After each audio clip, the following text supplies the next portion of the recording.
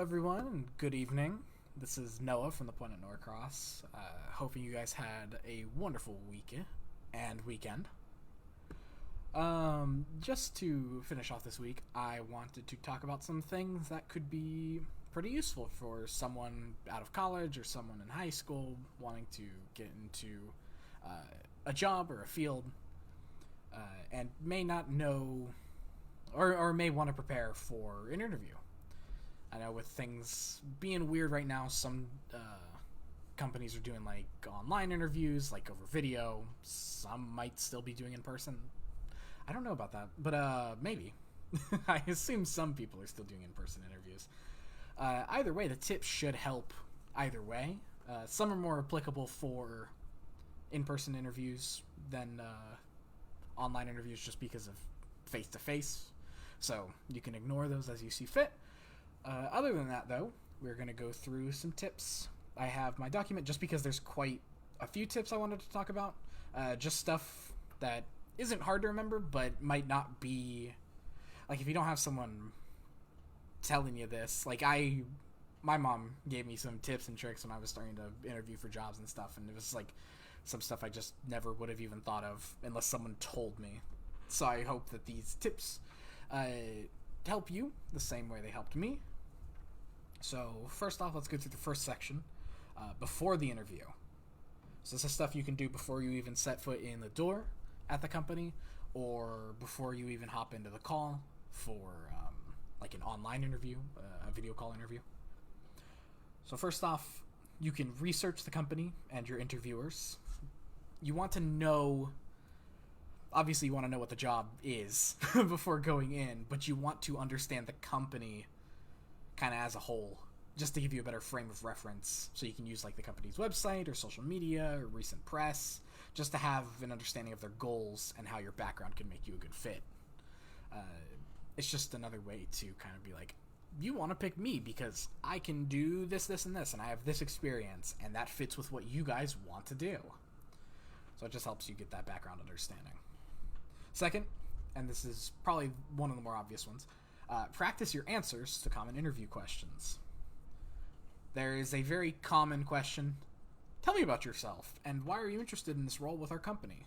That one you will be asked, I'm pretty sure, I would say 99% of the time.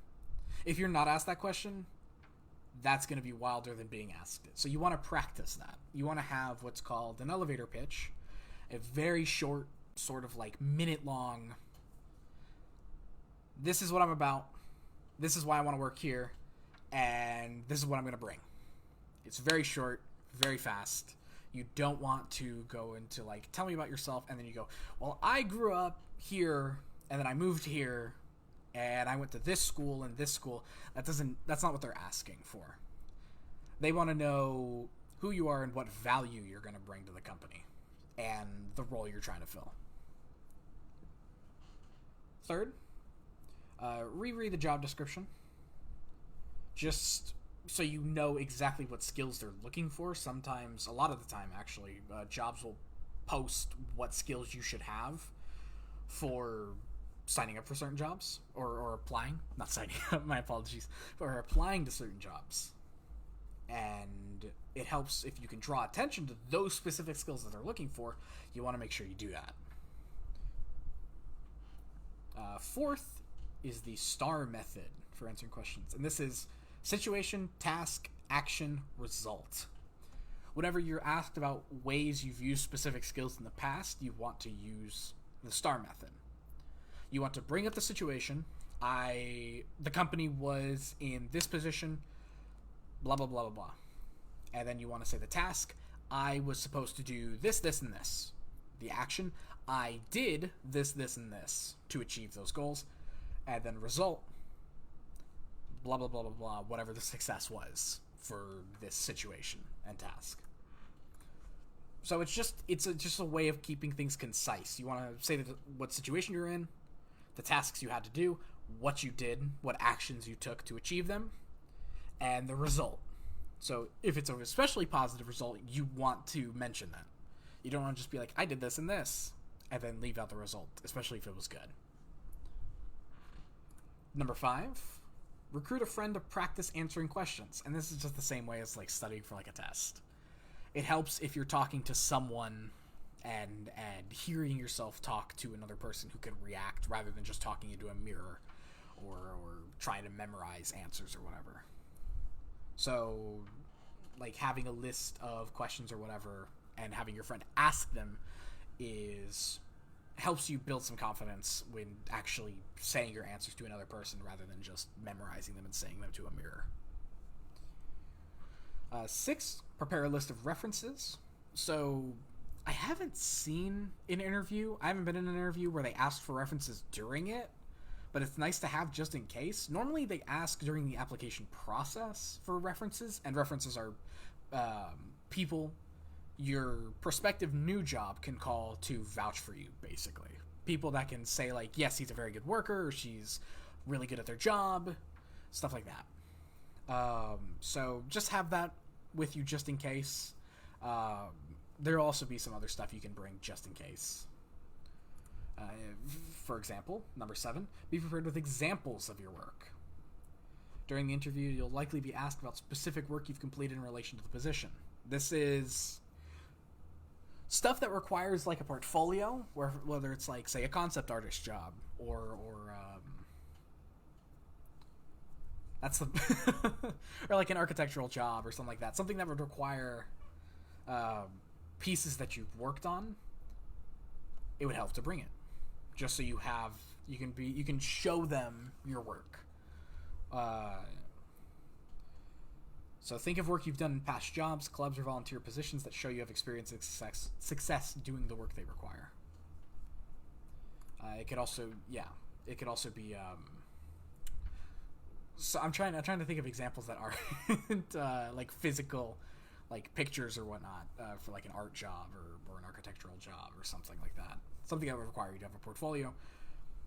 You could bring in probably like examples, like reports and stuff that you've compiled and filed, showing your successes in certain skills.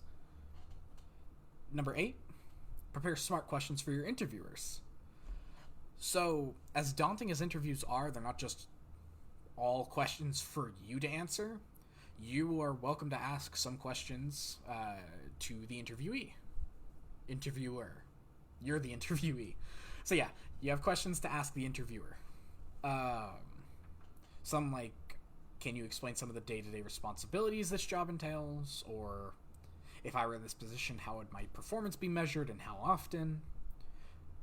How do these departments typically collaborate? And which departments do they work with regularly? And what does the process look like? And I'll leave this up on screen for a second. But yeah, these are good questions to ask, just so you kind of get a better feel for what your position is going to entail and what it's going to be like. So our next section, sorry, I'm stumbling over my words super bad today. The next section is during the interview.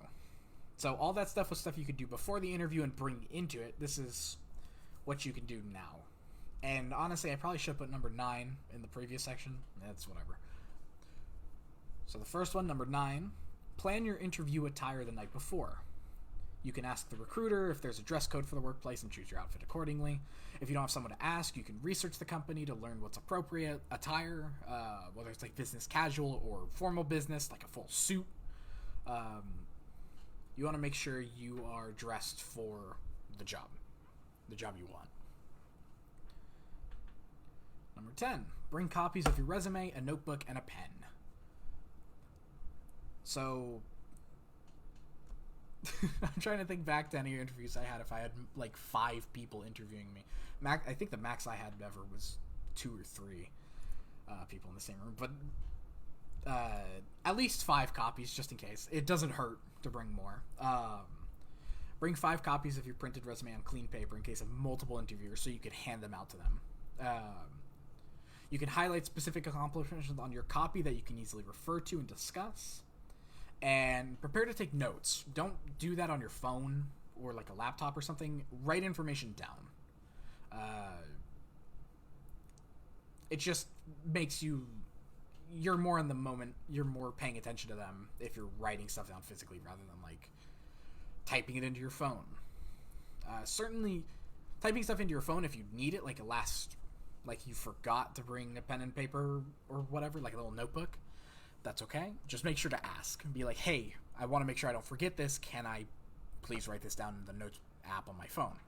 Just let them know so it doesn't look like you're pulling your phone out and then just starting to type away mid-interview, because that's bad. That's super bad. Don't do that. Number 11, plan your schedule so that you can arrive 10 to 15 minutes early.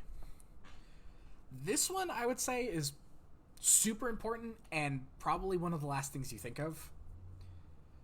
You want to make sure you get there before you're on time. Map out your route. Heck, even do a practice run, like it says here. I've done this before. It honestly helps. Go there first on like one of your off days or like on a weekend or something. Go there first and just see where the parking lots are and where you need to park to get into the building you need to go into. And something to do beforehand, you can always ask the recruiter or email, where should you go in? Like if you don't know where the entrance is specifically, if you go to look at the place beforehand, always feel free to email or ask. They would much rather have you in the building and let you know where you need to go rather than you wandering around outside trying to find the entrance or accidentally knocking on the wrong entrance. Number 12, make a great first impression. This kind of goes without saying, but just make sure you look nice. Smile, display confident body language. Just don't look like a mess. Make sure, and this doesn't require you to have like shine your shoes, whatever. You don't need to shine your shoes. It's more just about make sure you look like you take care of yourself as best you can. Some people in some situations can't do like the utmost, like they can't get like you can't do the whole setup for an interview. So do what you can. Just make sure you look as neat as possible, and if there's any holes or stains, try to take care of those beforehand, and whatnot. Make sure that everything's clean. 13, another kind of obvious one. Treat everyone you encounter with respect. Just be nice to the people around you as you're going into the building and stuff. Like, this shouldn't just be a resume thing, or like an interview thing. This should just be in general. But still, in relation to interviews, your potential employer might ask for their feedback, like whoever you ran into. Like, most likely, like the administrator or the front desk staff, whoever you're talking to get to the interview room. They'll see how you acted and whatnot. Same thing as before, practice good manners and body language. Sit or stand tall with your shoulders back. Make sure you're calm. Look the person in the eye. Eye contact's always pretty important. As best you can manage it. Some people, like, I don't like eye contact too much just because I get weirded out and a little nervous. But just don't look squeamish. Just, if you need to look away, look away. It's all good. Get a good handshake going. Firm, but don't squeeze like you're like a death grip. Be authentic and positive. Respond truthfully. Like, you don't have to be. Well, no, I'm not gonna advocate for lying on your resume. That's bad. Don't do it. But you can always embellish a little bit. But just be honest. Don't be like, I single-handedly made my company $1 million. Like, don't do that. That's just obviously lying. Just answer. Your best bet is to answer their questions honestly, without embellishing. If you want to embellish it like on the resume, you'll probably need to back it up. So just understand that lying is normally not great. 17. Tie your answers back to your skills and accomplishments. So this just means use any like little tangent or answer you're giving and take it back to the skills you want to highlight for the position. and the skills they're looking for. It just helps kind of solidify you as the right candidate. Keep your answers concise and focused. Kind of goes back to the STAR method. Don't ramble. Practice your answers beforehand. Time is limited, so you just don't want to ramble. Lastly, don't speak negatively about your previous employers. A lot of the job search, I would say a lot of times you're looking for a new job when you want to leave your kind of terrible old job, or and as much as you want to rag on them, be like, yeah, I hate that place, I'd come work for you guys in an instant. Don't do that, because they're going to see that you're trash talking the last place you're working at, and that's not what they're looking for. And lastly, for after the interview, you can ask about next steps. So this is one I did not know before someone straight up just told me. You can ask all about, like, you. Let me organize my thoughts for a second. I'm all over the place. So this, you're gonna want to ask for, like, follow-up, next steps. This is what you should be expecting next. Whether it's like an email with results or additional requirements like an assignment or reference list or another interview. Just make sure to ask so they know you're 100% interested in continuing this process, and that you're interested in the results of it. And lastly, I didn't know this was even a thing. I feel like maybe a lot of people don't know this is a thing, just because I had to have someone just tell me, like the other one. Send a personalized thank you letter after the interview. So if you have, like, the email of your interviewer, or you don't, you can ask for a business card, or like a contact. You can reach out to them. You want to follow up with them in a separate thank you email. So if you interviewed in the morning, send your follow-up email the same day. If you interviewed in the afternoon, the next morning is fine. Just make sure you can reference, like, the notes you took or the questions you asked, but just reach out to them and let them know, hey, thanks for the opportunity, blah, blah, blah, blah, blah. I look forward to hearing back from you guys. That one, I would say, it just leaves a good, like, lasting impression, because you took the time to reach out to them and say, hey, thanks for the opportunity. It's definitely not one I would have thought about unless someone told me. So I hope that helps you guys, because I don't know how many people know about that one. So these are a bunch of tips just for interviews and whatnot. Because it's written down, hopefully the video will be fairly easy to, like, look back and read the questions if you just want to pause and then, like, jump through. Or, not the questions, read the tips if you want to pause and go back through, rather than, like, listen or whatever. But I hope these help.